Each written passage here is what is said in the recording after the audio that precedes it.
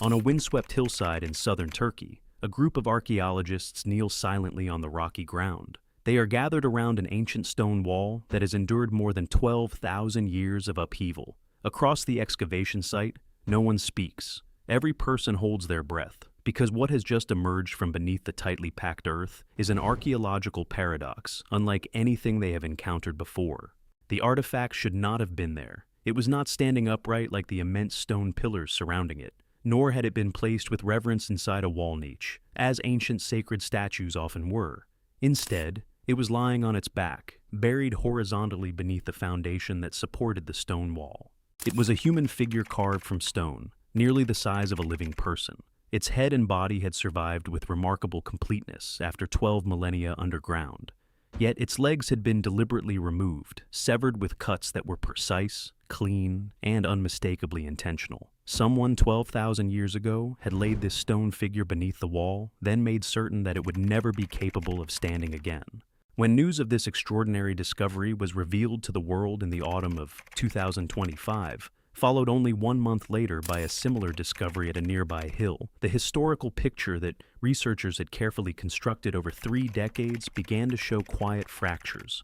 Nothing like these objects had appeared during the previous 30 years of excavation across this region. Pause for a moment and consider what that means. The linear story of history taught in schools presents the birth of human civilization as a neat, logical, and easily understood process. It assumes that humanity advanced in only one direction. According to that sequence, people first had to learn how to grow crops and produce a surplus of food. Once their hunger had been satisfied, they could settle permanently in one place.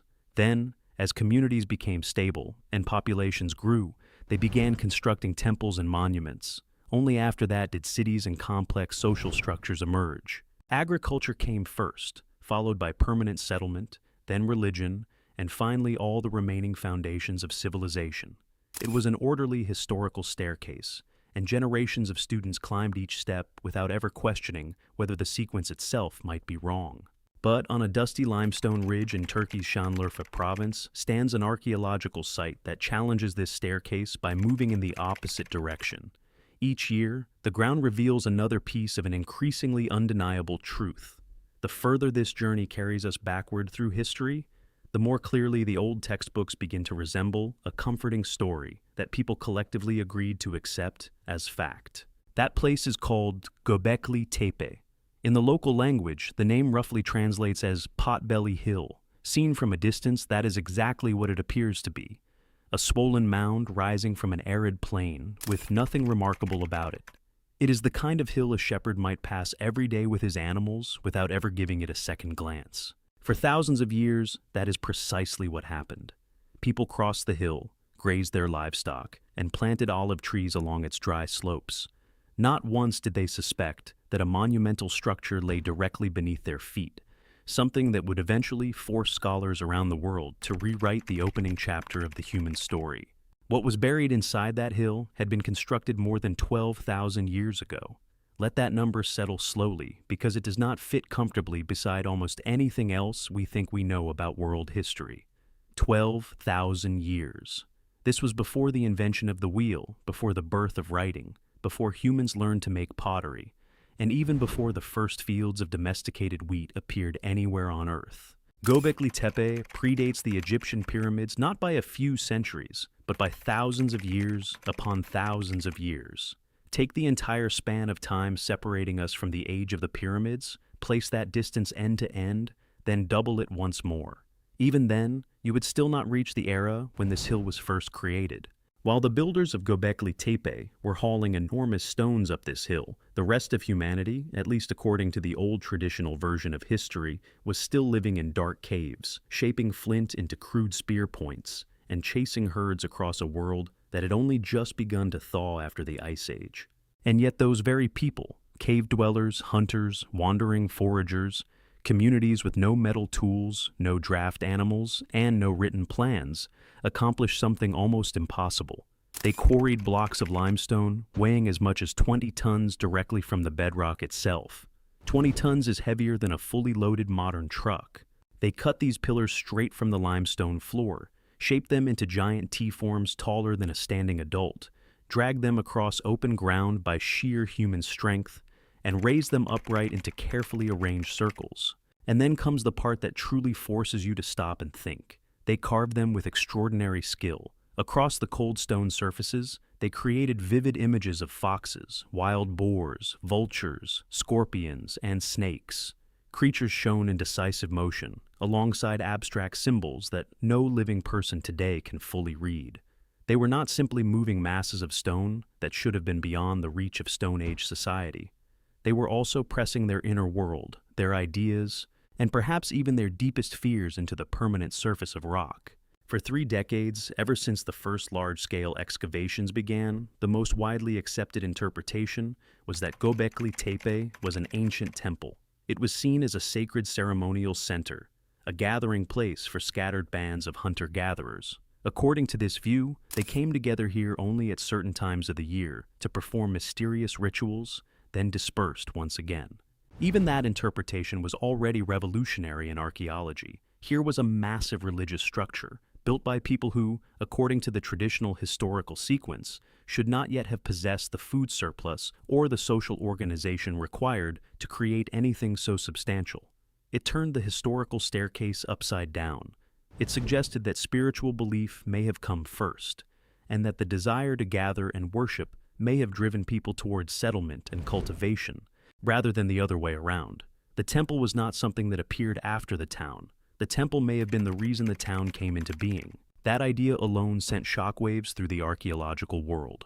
But what the latest discoveries are now revealing is even stranger and far more unsettling. The deeper the scans have gone, the clearer it has become that this monumental place was never simply a lone temple standing in isolation.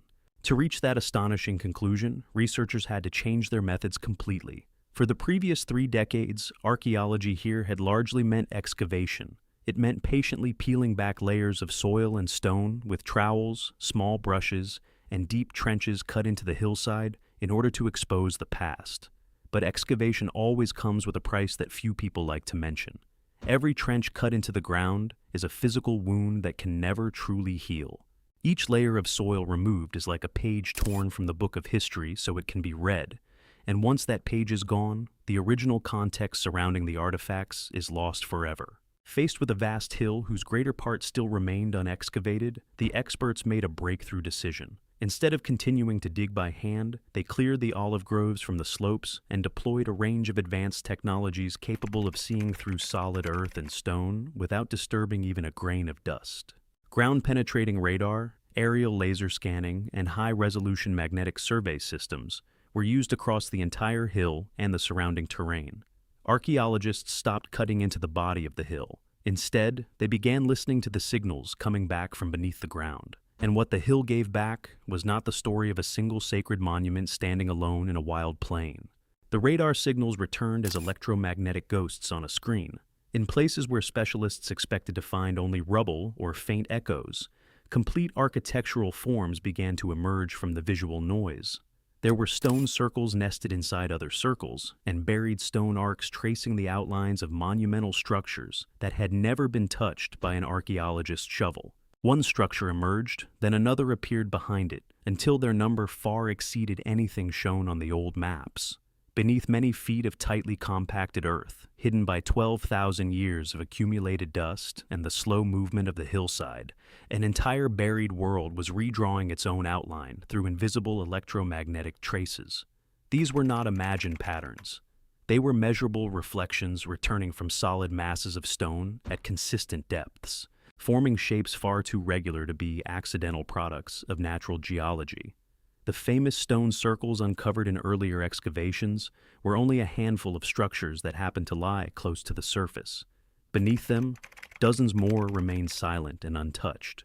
Then a shape appeared on the radar chart that left every specialist stunned. It was not circular, it was rectangular. Sharp right angles and straight walls appeared clearly on the screen, revealing a form of geometry that should not have existed at this time. Everything archaeologists thought they understood about the site suggested that its architectural language had been built from curves. Stone pillars were arranged in broad circles, a design grammar that had become the unmistakable signature of the builders of Göbekli Tepe. But the appearance of a rectangular structure beside those stone circles opened the door to an entirely different interpretation. In the history of human construction, right-angle geometry carries a special meaning. A circle represents a communal gathering space, often connected to ritual and spiritual practice, where everyone directs their attention toward a shared center. A rectangle, however, is a room. It divides space into private areas. It suggests ownership, food storage, and the routines of ordinary life. It is the shape of a place people do not simply visit for a temporary gathering. It is the shape of somewhere they intend to remain, a place where they sleep, eat, store tools, and preserve grain. The radar evidence suggests that the builders of this hill did not merely arrive to worship before disappearing once more into the wilderness. At least some of them may have lived here for extended periods. That possibility begins to dismantle the neat image of a sacred center used only during certain seasons, an interpretation that had dominated archaeological thinking for 3 decades. A permanent settlement requires conditions far more complex than a temporary ceremonial gathering. A temple visited once a year could have been built in short stages by scattered communities, but structures designed to house a lasting population, preserve food through difficult seasons, and divide space according to specific functions imply a society with a remarkable degree of organization. Such a society would have required a clear division of labor. Some people would have quarried stone, others would have specialized in carving, some would have prepared food and managed supplies, while others coordinated and supervised the entire monumental project. This kind of long-term planning extends far beyond a single gathering. It becomes the rhythm of a settled way of life, continuing across generations. Every implication of that possibility collides directly with the old historical staircase, which insists that people of this period should have lived only in small, constantly moving groups, struggling to survive without food surpluses or complex social coordination. The scale now emerging from the radar data lies far beyond anything researchers once believed Stone Age hunter-gatherer communities could achieve, and the story does not end with a single hill. As modern scanning technology spread across the valleys and limestone uplands of southern Anatolia, the final comforting assumption about the uniqueness of Göbekli Tepe began to collapse. For 30 years, the site had been celebrated as an impossible wonder, a singular miracle of prehistoric belief that appeared only once. But surveys across the wider region revealed a very different story. Not far from Potbelly Hill lies Karahan Tepe, where towering T-shaped pillars rise within their own monumental structures. There is also Bonkuklu Tarla, a site believed by some researchers to be even older, with similar architecture and a closely related symbolic system. At Sabert, carved stone walls preserve scenes that bear an uncanny resemblance to the imagery found at Göbekli Tepe. Beyond these excavated and named locations, at least a dozen more related sites are scattered across the region. All of them share the same distinctive signatures. They contain T-shaped stone pillars, carvings of wild animals, circular architectural designs, and evidence that older structures were deliberately buried. This was not a solitary temple standing alone in a barren wilderness. It was a constellation, a network of sites spread across the vast landscape of Anatolia. They were built by communities that remained closely connected, sharing the same symbolic system, construction techniques, and an invisible thread of meaning that linked them across many miles. What we have called Göbekli Tepe for the past 30 years may be only the brightest point, the most visible tip of an enormous submerged world. Beneath the surface, most of the truth still lies silent under the soil of Anatolia. The question facing researchers was therefore no longer simply how Stone Age people had managed to build these monumental structures. The greater question, the one that now challenges our understanding, was this: what were they trying to say? A culture that repeated the same symbols in the same arrangements across dozens of locations for nearly 1,000 years was clearly doing more than decorating stone. These people were communicating. There was something deeply important they wanted to preserve, and some form of knowledge they intended to pass on to those who came after them. This realization forced researchers to return to the vivid carvings themselves. Animals, abstract signs, and strange recurring symbols covered the surfaces of the T-shaped pillars like ancient characters written across the pages of a vast stone book, a book that modern humanity had never learned how to read. For 30 years, these images had been carefully cataloged, photographed, admired, and interpreted one at a time. They were treated either as individual works of art or as scattered fragments from a mythological system lost beyond memory.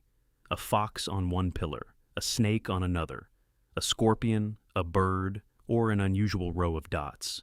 Each carving was examined in isolation, and every pillar was treated as a separate mystery. But the human mind, no matter how brilliant or patient, cannot observe all 43 excavated pillars at once. No single researcher could compare more than 400 symbols across every position and every complex combination, while also matching them against carvings found on neighboring hills. The volume of information was simply too great, too tangled, and spread across too many uneven limestone surfaces. If a pattern, a grammar, or a hidden code truly existed within those carvings, the human eye had almost no chance of discovering it alone. The researchers therefore took a revolutionary step that would have seemed like science fiction to the first archaeologists who arrived on this hill. They decided to let a machine observe in their place. First, they gave the system the raw evidence in the greatest possible detail.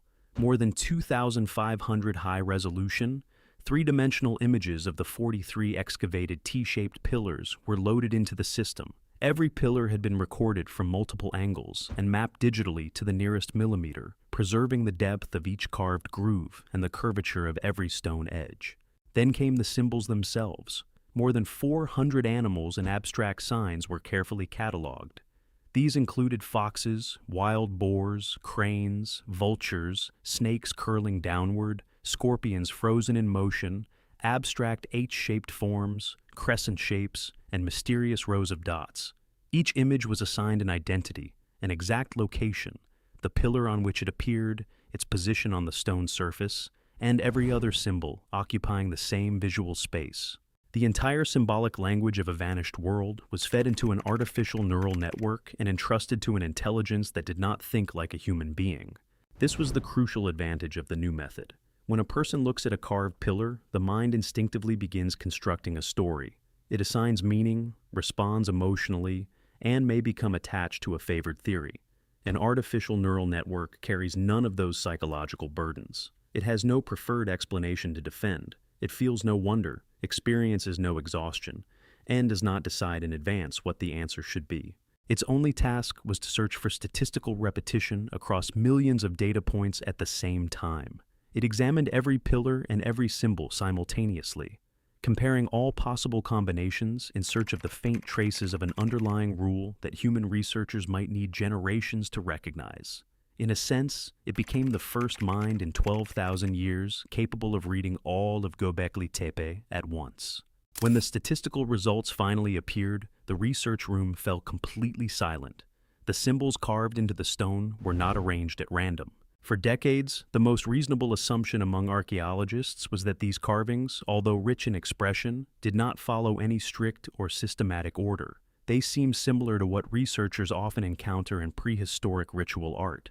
The images may have carried profound meaning for their creators, but their placement was thought to depend largely on instinct and the passing inspiration of the stone carver. The machine reached a very different conclusion. It discovered that the fox did not appear randomly from one place to another. Across 9 separate pillars, the fox repeatedly appeared beside the same group of signs and the same accompanying symbols. The pattern was so consistent that the fox seemed to belong to a specific symbolic vocabulary, one that could not be expressed without those surrounding signs. The images of snakes followed a similar pattern. They frequently occupied the same relative positions on the stone surfaces, with a degree of consistency that chance alone could not easily explain. Scorpions showed a comparable pattern of distribution. Even more strikingly, certain combinations of symbols appeared in a strict sequence within particular architectural enclosures and never appeared anywhere else. This suggested that each stone circle may have possessed its own distinct theme, like a separate chapter in a book, carrying a meaning unique to that space. This is how language behaves. It is not yet final proof that these carvings formed a complete written language. Researchers remain extremely cautious, and we should remain cautious as well. But the patterns clearly resemble the fingerprints of language. When one symbol repeatedly appears beside others in positions that carry logical meaning and follow strict rules, we are no longer looking at ordinary decoration. We are looking at structure, and structure is what separates a work of visual art from a complete sentence. Then came another discovery that astonished even the most skeptical scientists. Researchers compared the positions of certain symbolic groups on the pillars with the night sky as it would have appeared 12,000 years ago. After accounting for the slow wobble of the Earth's axis, some arrangements appeared to correspond with ancient stars and constellations at a reported correlation of more than 80%. That figure was not based on a vague resemblance created by human imagination, like trying to see the shape of an animal among random clusters of stars. It represented a measurable mathematical relationship between the carvings on the pillars and points of light in the ancient sky. Scientific honesty, however, demands a serious warning. Claims involving astronomical alignments have always occupied one of the most controversial areas of archaeology. When enough images are compared with a sky containing thousands of stars, statistical coincidences will inevitably appear. The human brain has a powerful desire to find order, and that same desire can create convincing patterns from completely unrelated elements. A high correlation reported in a single study is never enough to establish a scientific fact. For now, it remains a clue, an exciting but potentially dangerous clue that must be tested independently. The models must be run again, the data must be examined by other researchers, and the entire claim must survive rigorous scientific review before it can be widely accepted or rejected. Yet even when held at a careful and skeptical distance, the possibility remains astonishing. If the symbols followed strict rules, and if some of those rules were designed to track the ancient sky, then Göbekli Tepe was no longer functioning merely as a temple. It began to resemble an ancient system for recording knowledge, a method of storing visual information on enduring limestone so that messages could pass from one generation to the next. This was not improvised decoration carved onto a wall. It was organized knowledge preserved within a monumental archive of stone. And an archive of such scale would only be worth the immense investment of labor and resources if its creators possessed something of extraordinary importance, something they feared might otherwise be erased by time and lost forever. This leads to a question that even the most advanced analytical machine cannot answer directly. It is a question capable of sending a chill through anyone who considers its implications deeply enough. What did these ancient people know in advance, and what immense catastrophe had they witnessed that made them determined to carve it into stones weighing 20 tons, then preserve those stones with such care in a place they believed might survive the end of their world? Because in truth, the generation that built this hill was living through the end of a familiar world. And this is where the archaeological story of Göbekli Tepe becomes its darkest and most dramatic. Picture the wild landscape where those prehistoric hunters once stood. The last ice age, which had held the planet in its grip for many thousands of years, had finally begun to loosen. For a few brief centuries, in what must have felt like a golden age, the global climate suddenly grew warmer. The ice retreated toward the poles. Green vegetation began spreading northward across lands that had remained frozen and barren for ages. For the human communities living through that moment, the change must have felt like a great pardon from nature itself, as if the whole world, after an endless winter, had finally drawn a deep breath of relief. Then, without the slightest warning from nature, that warm breath suddenly reversed. Temperatures across the planet plunged with terrifying speed. The Earth slipped into a brutal period that scientists now call the Younger Dryas. It was, in effect, a smaller return of Ice Age conditions, an extreme and punishing climate episode that lasted for about 1,200 years.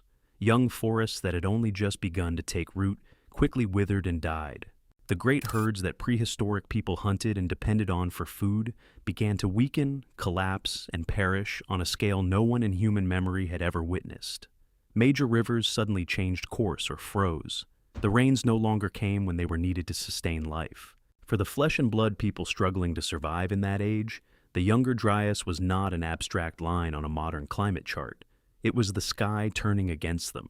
It was the familiar world, the world their parents and grandparents had known and described as enduring and reliable, falling apart within the span of a single lifetime. And what happened next is almost impossible to believe. At the very moment when everything around them was breaking down, when every basic instinct in a hungry and frightened community should have screamed for them to flee, scatter, and survive one day at a time, they chose to do the exact opposite. They gathered together on the hill, They organized and coordinated the labor of hundreds of people. They quarried massive limestone blocks weighing as much as 3 modern cars, then dragged them across hard ground without wheels and without draft animals. They moved these impossible loads for several miles, hauled them to the top of the slope, and raised them into carefully arranged stone circles. They did not run from the end of the world. They chose to stand their ground and build a monument inside the very jaws of disaster. And that leaves us with a haunting question. What depth of despair, or what fierce and almost unthinkable force of belief, could compel human beings to lift stones weighing many tons while the world around them was slowly dying? 2 great pillars at Göbekli Tepe may hold part of the answer to that paradox. And that is why some archaeologists can no longer view this site through the old familiar lens. On one pillar, catalogued in research records as Pillar 56, the entire stone surface seems to surge with chaotic motion. Waves, or something very much like waves, rise in dense overlapping curves. Amid these violent swells are animals carved in frantic motion, twisting, fleeing, and scattering in every direction, as if desperately trying to escape a vast natural catastrophe they could not overcome. Many researchers who have studied this pillar have offered the most direct interpretation first: water, a great flood, a towering wall of water destroying the land. It may preserve a collective memory of rising seas, a river bursting its banks in devastation, or a massive tsunami sweeping inland across the wild landscape. It is as if a moment of terror in human history was frozen forever in stone by the hands of hunters who had seen the disaster with their own eyes. On another important pillar, Pillar 18, there appears a single symbol found nowhere else in the entire site. It stands alone, clearly created with intention, and seems to carry a sacred importance that scholars still cannot fully decode. Some researchers believe it may represent the name or image of a power above them. Others see it as a cry of anguish, an urgent plea hurled toward the sky, addressed to whatever force they believe was causing the Younger Dryas and destroying their world. The plea seems to say, "Save us. Remember this suffering. Do not let our story vanish forever." If these symbolic interpretations survive closer scrutiny, and that remains a very large if, one that scholars may debate fiercely for generations, then Göbekli Tepe becomes something far more intimate and sacred than an ordinary temple. It becomes a cry of pain carved deep into stone, a collective memory of catastrophe, recorded in desperation by people who somehow understood that human memory would eventually fade, while stone might endure through the ages. And in the end, standing at the boundary between life and death, they chose stone. So, where does all of this leave us? After the astonishing discoveries made through modern scanning technology and artificial neural network analysis, researchers have arrived at 3 major theories that may explain the existence of this monumental site. The strangest part is that these interpretations do not necessarily compete with or contradict one another. All 3 could be true at the same time. The first theory describes Göbekli Tepe as a house of the dead. The human statue buried horizontally inside the stone wall, with its legs deliberately removed, may represent an ancestor sealed within the supporting structure. Its spirit may have been bound there to protect the wall forever, unable to rise, wander away, or bring harm to future generations. The second theory sees the site as an astronomical observatory, combined with an archive of knowledge.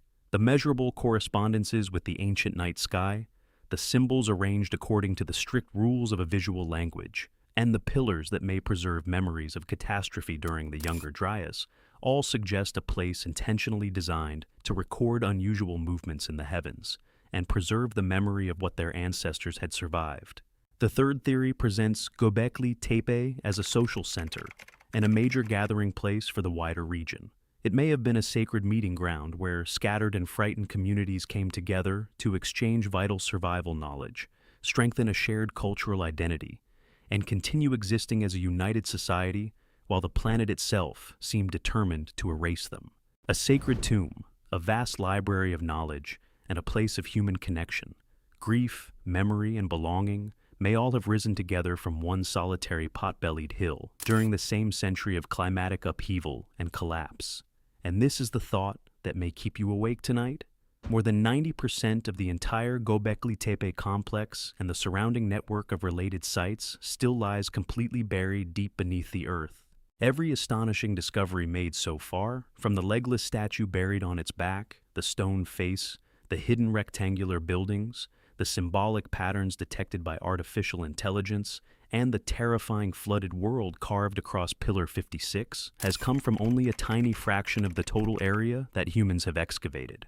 Most of the truth is still down there, resting in the deep darkness beneath the ground, silently waiting for us. If people living 12,000 years ago, while watching their familiar world come to an end, chose to devote their remaining resources to carving a message into stone so that it might outlive them, what do you believe they were trying to send us? Was it a chilling warning about a coming natural disaster, a desperate prayer directed towards supernatural forces in the sky, or an invaluable record of scientific and astronomical knowledge?